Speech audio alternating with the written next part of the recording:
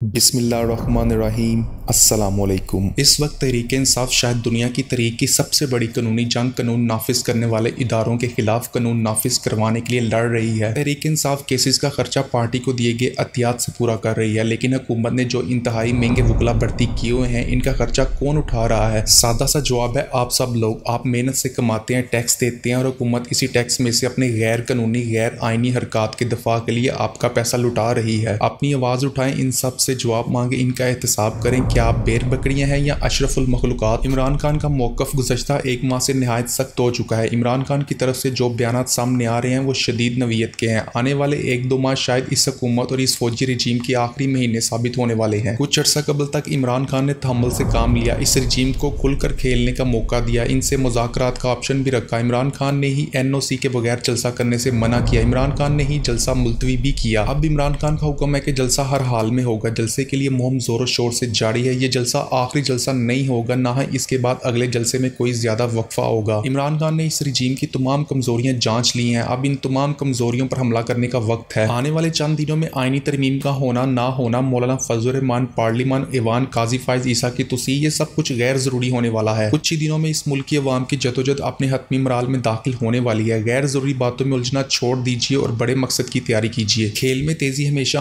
आखिरी लम्हात में आती है, जिसमें हारने वाली टीम प्रेशर की वजह से ज्यादा गलतियां करती है, जिसकी वजह से इनके हारने के चांसेस मजीद बढ़ जाते हैं। इमरान खान तो ये खेल जीता हुआ है, अब बस खेल के इख्तिताम की सीट ही बचनी बाकी है, जो किसी भी वक्त बच सकती है। इमरान खान इनके हिसाब से खेल रहे हैं। पहले इन्हें थकाया, इन्हें तमाम तीर चलाने का मौका दिया। अब जबकि इनके तुर्कश खाली हो चुके हैं तो खान साहब ने पूरी कुव्वत से हमला शुरू किया है। इमरान खान ने आने वाले हालात बांधते हुए हुक्म दिया है कि हर कोई तारक बिन जियाद बन जाए और सफ़ेद दुरुस्त कर ले। लाहौर का जलसा धरने की शक्ल भी इख्तियार कर सकता है और लोगों का ये समंदर बहने के काबिल भी होगा और बहा कर ले जाने की ताकत भी रखता होगा। सब मुसलमान मोमिन मर्द औरत पर इस कॉल पर लब्बैक कहना फर्ज है, मासवाए इनके इचने कोई मजबूरी लाक हो। अगर जलसे में शिरकत ना की तो आपकी नेकियां ज़ाया हो सकती हैं, क्योंकि ये कॉल जहाद के दर्जे में है और जब अमीर जहाद की कॉल दे तो दूसरे तमाम काम सानवी हो जाते हैं और ये कॉल दर्जा अव्वल की अहमियत इख्तियार कर जाती है। जलसे की रात ईशा की नमाज के बाद कुरान की तिलावत करें, तहज्जुद अदा करें, फजर के बाद जरूरी सामान साथ रखें और पावजू घर से निकल आएं। रस्ते में चौथा कलमा पढ़ते रहें, दरूद पढ़ें और इमरान खान की कामयाबी के लिए अल्लाह से मदद मांगे। अगर कोई पटवारी नजर आए तो इसे इस्लाम की दावत दे। अगर वो मुसलमान हो जाए तो इसे भी अपने लश्कर में शामिल कर लें। अगर वो पटवारी रहने पर इसरार करे तो याद रखें, आपका काम सिर्फ दावत देना है, हिदायत की तौफीक अल्लाह का इख्तियार है। जलसा गाह में दाखिल होते वक्त दायां पाँव अंदर रखें, फिर 2 रकात नफल अदा करें, हो सके तो कुछ सदका खैरात भी कर दें। आपका खर्च किया हुआ एक रुपया आखिरत में कई गुना स्वाब की शक्ल में मिलेगा। जलसे में इमरान खान का जो पैगाम हो, जो हुक्म आए, इस पर अमल करने के दिल से इरादा करें। ये करेंगे तो इंशाअल्लाह आखिरत में जीत मिलने की उम्मीद होगी, क्योंकि रियासत मदीना की क़याम की जदोजहद से बढ़कर और क्या दीन की खिदमत हो सकती है। ये सब कुछ मैं इसलिए कह रहा हूँ क्योंकि नौबत यहाँ तक आ गई है कि लाहौर जलसे के लिए जस्टिस साहब ने फुल बेंच की सिफारिश कर दी, जिस पर 3 रुकनी बेंच बनाकर उन्हीं को सरबराह बना दिया गया जो खुद कुव्वत फैसला से आड़ी थे। आखिरी वक्त तक लटकाने का मकसद टेम्पो तोड़ने का अहमकाना कोशिश है। जलसा हर सूरत और हर हाल में होगा। एहतजाज करने वाले इजाजतें ना मांगे, वो भी इनसे जिनके खिलाफ एहतजाज है। हलीमा खान ने कहा है कि इमरान खान की फैमिली सबसे आगे होगी, हम अपने बच्चों के साथ निकलेंगे, हम पर करबला बना दे, हम तैयार हैं। आप गोलियां चलाएं या आंसू गैस की शेलिंग करें, हम नहीं रुकेंगे, हम पुरअमन जलसा हर सूरत करेंगे। मीनार पाकिस्तान जलसे के लिए N120 से काफिले को रोकने के लिए जैली हुकूमत परेशान है। मनावा थाने के बाहर दर्जनों कंटेनर पहुंचा दिए गए, इसके बावजूद जलसे में भरपूर शिरकत करेंगे। कप्तान के खिलाड़ी डरने वाले नहीं, हम अमन चाहते हैं लेकिन अपना हक छीनना भी जानते हैं। अमेरिका जैसा मुल्क जो ह्यूमन सेफ्टी के हवाले से बहुत हसास है, वहाँ भी अब कोरोना के हवाले से क्वारंटीन की मुद्दत घटाकर सिर्फ 24 घंटे कर दी गई है। बहुत सी कंपनियों में मुलाजमीन पॉजिटिव टेस्ट आने के बाद भी काम जारी रखते हैं। सब जानते हैं कि लाहौर का जलसा कितना अहमियत का हामिल है। ये भी जानते हैं कि इसे नाकाम करने के लिए जनरल रानी हर हद पार कर जाएगी। अब एक तरफ शेर अफजल मरवत को कोरोना हो गया, दूसरी तरफ असलम इकबाल सर्जरी करवा बैठा है। असलम इकबाल और शेर अफजल मरवत को अपना किबला दुरुस्त करना चाहिए। ये जो बहादुरी और जुरत के नारे मारते हैं, वो जब दिखाने का वक्त आया तो बीमारों के पीछे छुप रहे हैं। ये तमाशे हमने नवाज शरीफ और जरदारी के बहुत देखे हैं। ये सिर्फ वजारतों के मजे लूटे और मार अवाम खाए। 15 सितंबर इतवार की रात याद रखिएगा कि पाकिस्तान तबाह होने से बच गया। ये 6 सितंबर से बड़ा हमला था, क्योंकि ये अंदरूनी हमला था, क्योंकि पार्लियामान में बैठे हमारे ज्यादातर दिमागी तौर पर अंधे काने लूले लंगड़े अफराद, जिनको नुमाइंदा कहना ज्यादती होगी, किसी मिशन पर थे। ये रात 12 बजे तक बगैर सोचे समझे या पढ़े क्या करने जा रहे थे। ये अपना ही नहीं, इस मुल्क के डेथ वारंट पर अंधाधुंध दस्तखत करने जा रहे थे। पास में खाने का इंतजाम था, बारबेक्यू की खुशबू भी आ रही थी। ज्यादातर को जल्दी थी कि जो भी करवाना है जल्दी करवा लो, अगर हमारे नुमाइंदे ये हैं तो पाकिस्तान खतरे में है। ये होता है जब आप इलेक्शन धांधली करते हैं और ओन चौधरी जैसों को फॉर्म 47 पर जितवाते हैं। ये इस मुल्क का अदालती इंतजामी ढांचा बदलने जा रहे थे। इस ड्राफ्ट पर जैसे इन्होंने ना देखा था ना पढ़ा था, परखना तो दूर की बात, अगर अगर भुट्टो का नवासा दादा के आइन को बगैर बहस के तबाह करने पर तुला हो तो क्या करें, ये लम्हा फिक्रिया है। जब शरीफ खानदान अपनी जायदाद और इख्तियार को बचाने के लिए पूरा मुल्क पावरफुल लोगों के आगे गिरवी रख दे और नवाज शरीफ नाश्ता छोड़कर भागता हुआ वोट डालने के लिए हाजिर हो जाए तो इस मुल्क की बका की फिक्र कौन करेगा। किसी को एहसास भी नहीं कि गोली हमारे कान के पास से गुजर गई। अब भी मिसाक जमहूरियत के झूठे बहाने और आईनी इस्लाहात का हवाला दिया जा रहा है। भाई साहब, आपने मार्शल लॉ से बदतर कोशिश की है, जमहूरियत के नाम पर जमहूरी और आईनी निजाम का गला घोंटने की कोशिश की है और आप शर्मिंदा भी नहीं है। खुदारा इस मुल्क की हिफाजत करें, वरना इस मुल्क के ताकतवर लोग अपने पाव भर गोश्त के लिए पूरा ऊंट ज़िबा करने के लिए तैयार हैं। आपने देखा होगा कि वकला क्यों हरकत में आ रहे हैं। हैरानो परेशान मत हो, आने वाले 2-3 माह में आपको वकला शदीद गर्म होते नजर आएंगे। हामिद खान साहब के लबो लहजे में भी आपको तब्दीली महसूस होगी। वकला सड़कों पर भी निकला करेंगे, लेकिन इसकी वजह थोड़ी दिलचस्प है। सितंबर का आधा महीना गुजर चुका है। जनवरी के पहले हफ्तों में मुख्तलिफ बार्स के इलेक्शन है। ये सब इलेक्शन की तैयारी है। अब इस मुल्क में वोट कोई भी हो मिलता वो इमरान खान के नाम पर ही है। लिहाजा वकला रहनुमा और इलेक्शन लड़ने वाले उम्मीदवारान ने वोटर मुतासिर करने के वकला तरीका लबादा ओढ़ा है। ये गाय जनवरी तक लारी है, इलेक्शन तक इससे जितना मर्जी दूध निकाल लें। जनवरी के फौरन बाद ये गाय फारग हो जाएगी और मजीद दूध देना बंद कर देगी। वकला तहरीक को प्रमोट करने की बजाय ये जितना भी जोर लगाएं, इन्हें बताया जाए कि थोड़ी सी गुंजाइश बाकी है, जरा और जोर से एहतजाज करें।